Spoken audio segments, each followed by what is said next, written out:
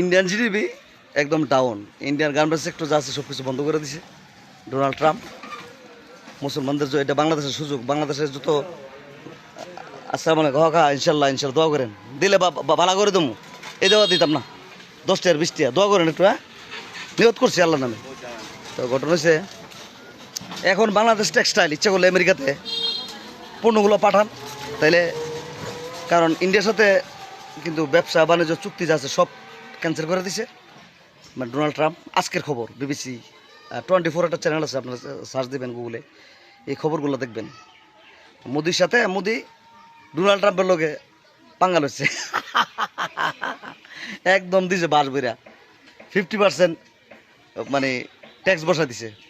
এখন ইন্ডিয়া না আমর আর বাংলাদেশের জন্য এখন একটা বিশ্বের মধ্যে দ্বিতীয় নাম্বার আছে গার্মেন্টস সেক্টরে। গার্মেন্টস ঢুকা ঢুকা ঢুকা ডোনাল্ড ট্রাম্পে কইছে তোর কাপড় ধরে নাই, বাংলাদেশের কাপড় বালা। বাংলাদেশের ক্যাপের পিছনে দেয় মেড ইন বাংলাদেশ। ডোনাল্ড ট্রাম্পের যে ক্যাপগুলো পরে লালগুলো দেখেন আপনারা, অনেকে জানে না এটা। এই ডোনাল্ড ট্রাম্পের যে লাল ক্যাপটা, এটা পিছনে মেড ইন বাংলাদেশ। সবাই দোয়া করবেন, ভালো থাকবেন, ধন্যবাদ। লাইক শেয়ার মারবেন। ইন্ডিয়ার দিন শেষ। আসসালামু আলাইকুম।